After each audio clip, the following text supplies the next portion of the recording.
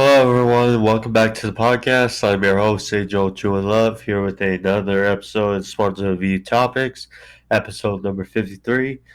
So, thank you for joining me today. If you're new to the podcast, and if you like the video, click the like button. And if you want to see more of Sports Review Topics, where I cover sports coverage and news, as well as pro wrestling reviews on the podcast. You can also click subscribe. Also click that bell if you want to get the notifications for when I upload my videos. Uh, with that, thank you today. Um, so, some stuff I want to talk about on the podcast today, specifically the playoffs as far as the NBA is concerned. We had some really good games over the weekend. Uh, Also, for those that have a father, whatnot, hope everyone had a good Father's Day weekend with their dads and such. Uh, Want to get down as well. But so today on the podcast, first I want to talk about the Clippers advancing, stunning the Utah Jazz, and advancing to the first Western Conference Finals ever. The Clipper.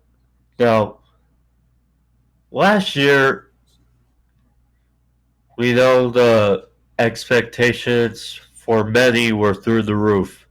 With with Kawhi Leonard, Paul George, Montrezl Harrell, Patrick Beverley, Lou Williams, etc., etc. Now this year, teams obviously look different. You still got Kawhi, Paul George, Patrick Beverley. You lost Montrezl Harrell and Lou Williams. You gained Rondo, a really good veteran. Reggie Jackson, of course, he's gone wild during these playoffs. But the Utah Jazz, being the number one seed and seeing their lineup on the squad, though, yes, Mike Conley wasn't healthy the majority of the series, but still, Donovan Mitchell healthy again. You had Rudy Gobert, who was announced again as the Defensive Player of the Year. You had Gobert, of course. You had Bogdanovich. Jordan Clarkson. He was the sixth man of the year. It's just feels disappointing. Now, I mean, last year we know with the Jazz, they were ahead 3-1 on the Denver Nuggets, and they couldn't put the final nail in the coffin. And we expected with this lineup and how well it's been doing, and how well they've been shooting all year or all season, that you'd expect them to take the next step with Quinn Snyder once again up for Coach of the Year candidate. But that wasn't the case. They didn't take the next step, per se. And they fall short of making the Western Conference Finals. And you could tell that crowd was into it. And I mean, the expectations when Kawhi Leonard went down were definitely slim for the Clippers.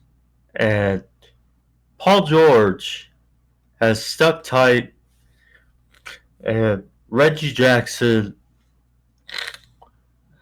I mean, Paul George has been getting a lot of criticism, especially during the playoffs, and including last year. He did not really show up. Now, this year, he had some stumbles so far during the playoffs, but especially now without Kawhi Leonard, in the last few games against the Jazz, he ultimately stepped up where they needed to and closed out the Utah Jazz to advance to face the Phoenix Suns in the Western Conference Finals. Now, we'll see. It'll be a tough task for the Clippers, even without Chris Paul for the Suns for the first few games. But provided the Phoenix Suns with Devin Booker and Cameron Payne, I mean, it's just Jay Crowder. It's going to be a real tough task. Malik Bridges. We'll see. But it should be an interesting conference finals. The first game, actually, yesterday, with the Phoenix Suns winning, was definitely a helping point, but Wes Sutter for the Clippers, selling the Jazz. So we go from that case for the Western Conference Finals. The Milwaukee Bucks shred, or that was the wrong term.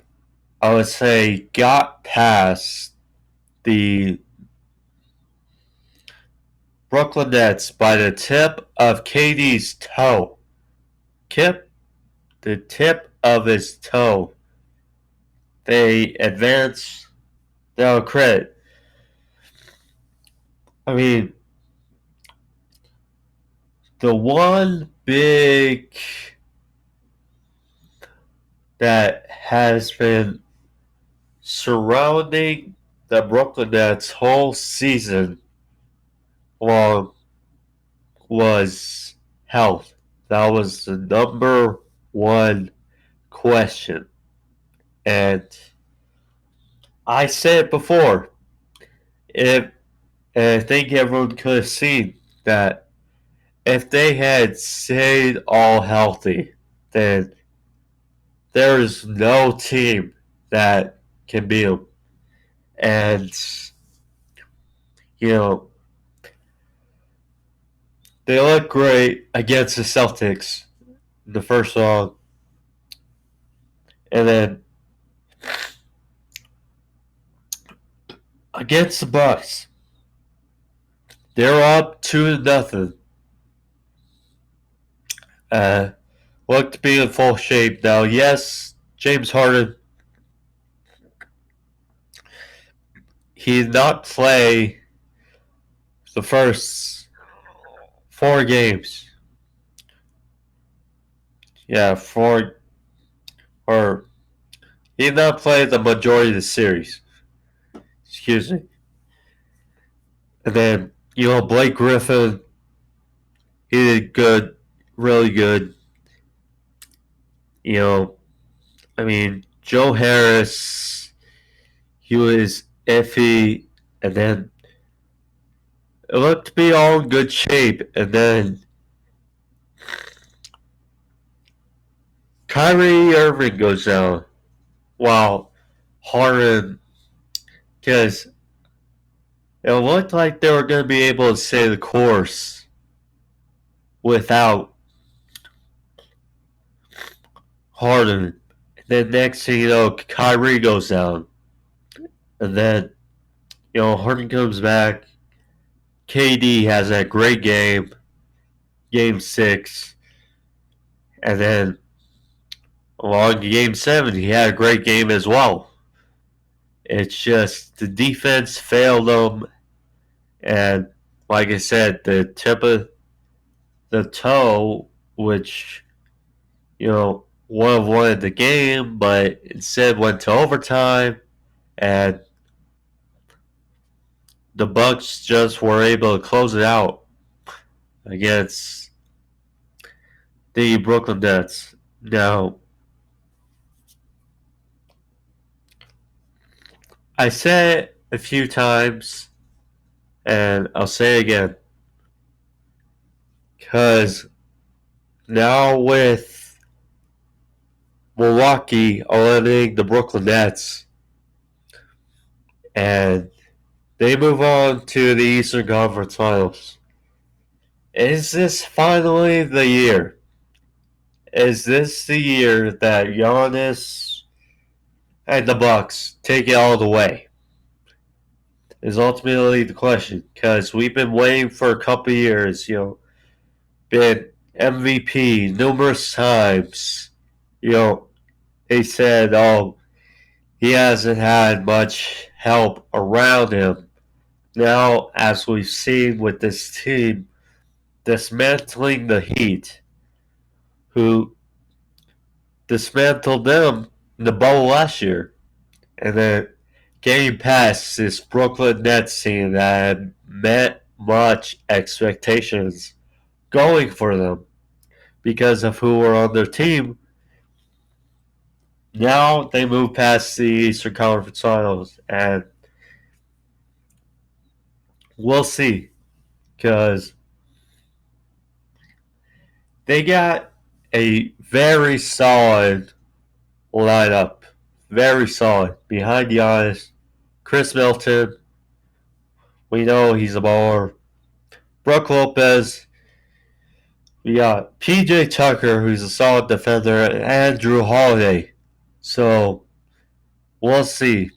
We'll see. But good for Giannis, good for the Bucks. It's just, well, like I said, for the Jazz, just disappointing for the Brooklyn Nets, because anyone, whether you can criticize them about ring chasing or whatnot, the fact of the matter is, with who was on their team, you could tell that the expectations were high for the Nets.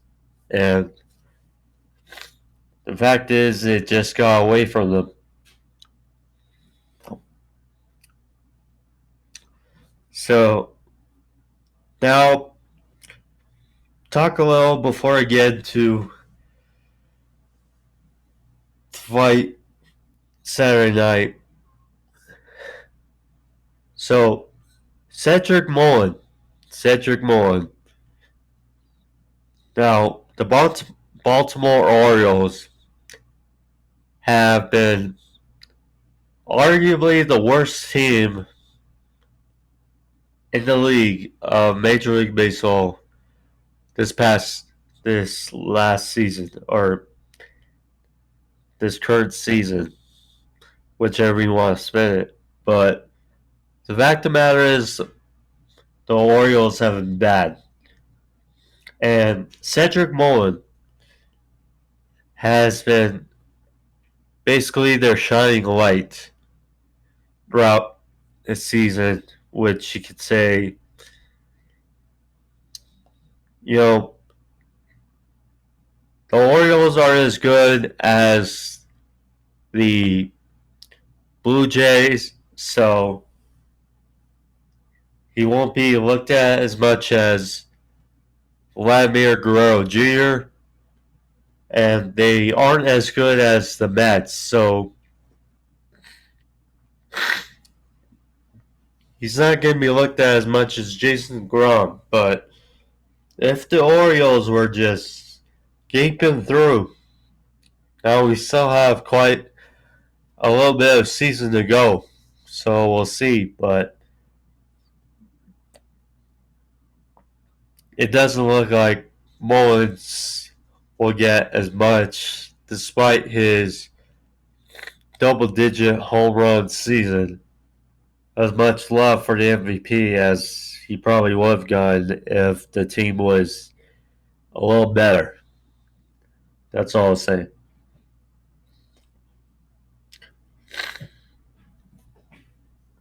Now, next thing I want to talk about is the fight that happened Saturday night. I wasn't able to watch it because I was at a graduation party, but nonetheless, Korean Zombie Chad Sung Chung took on Dan Ige.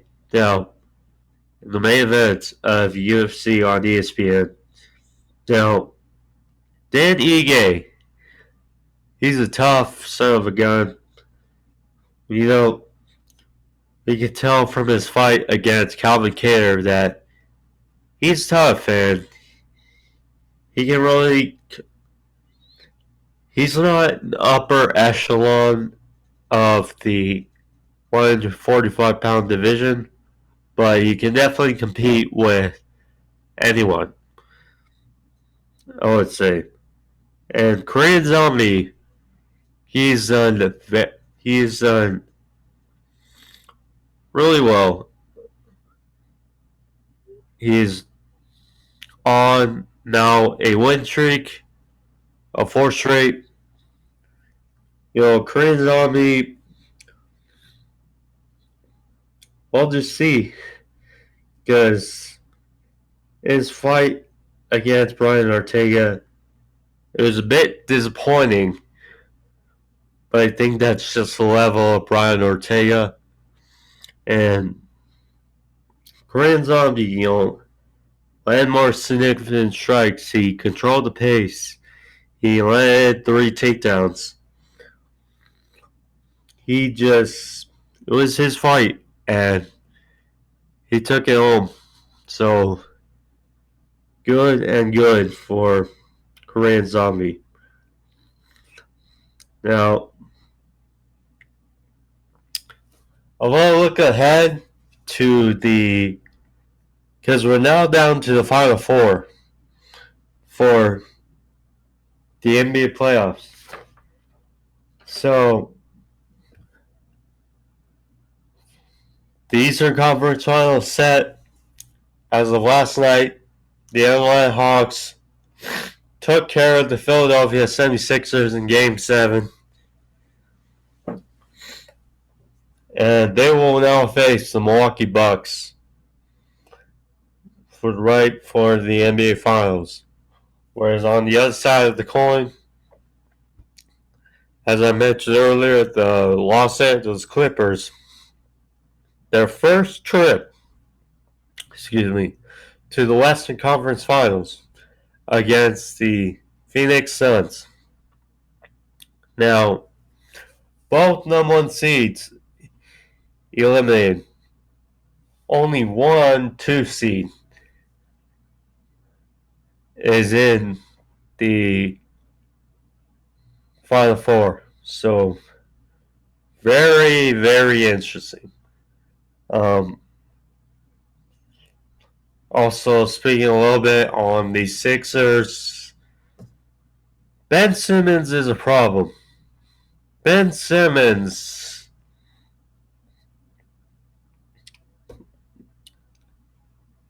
I don't know what to say. Because Joel Embiid showed up. Tobias Harris showed up. Seth Curry showed up. Ben Simmons did not show up.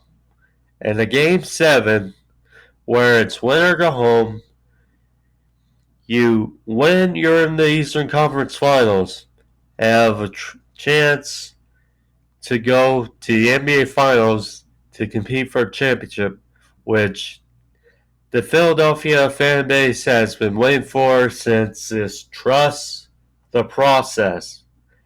And Ben Simmons scores 5 points. 5 freaking points.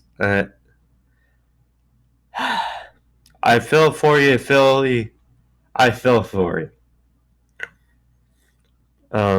Embiid scored 31 points. He had a heck of a game. Now, credit, twice they blew big leads in this series. But you get Embiid is not the problem. Ben Simmons only had one okay game in the series. It's just I don't think it's not Doc Rivers. It's not Embiid. It's Simmons. Ben Simmons is the problem, and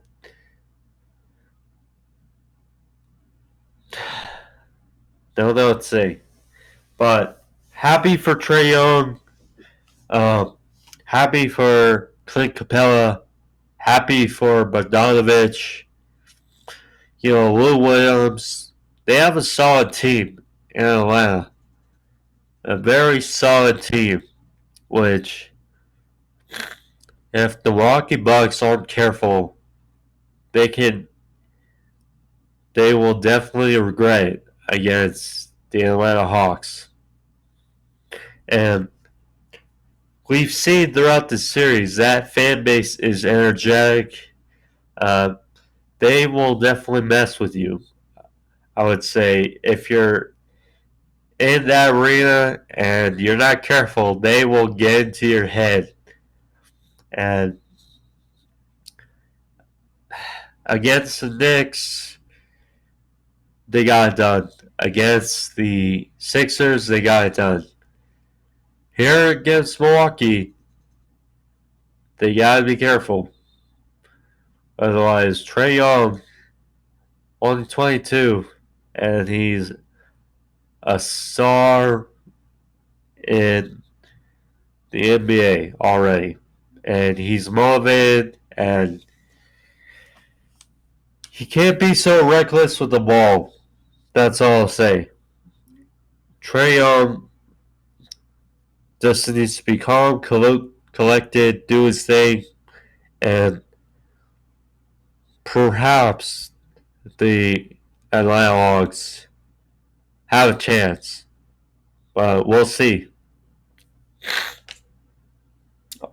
Also, Kevin Huerter had a hell of a game. He's another guy that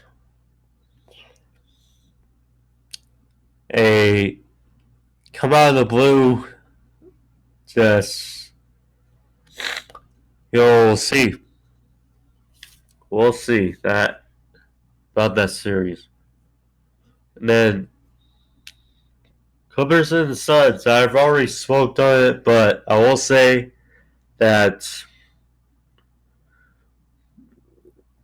it was definitely not a good thing, but maybe it can be a good thing for the Suns in this aspect.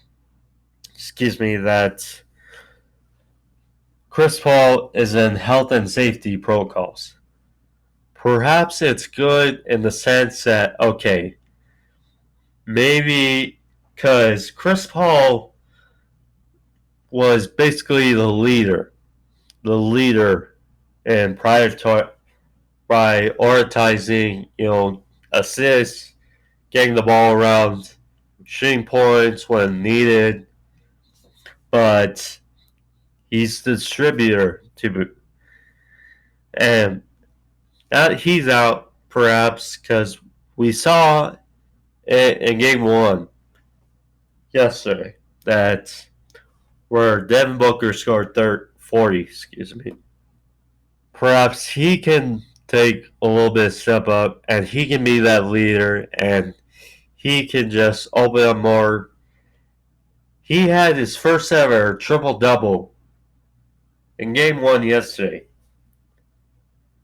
We'll see, because that team is very good as well. We'll see. I mean, the Clippers can definitely make it interesting with or without Kawhi. I don't think this is going to be a sweep. This is definitely probably going 6 games. 6 games, I would say Paul George, if he can continue on this pace, as well as Red Jackson, they can still be on a tough outing for the Suns.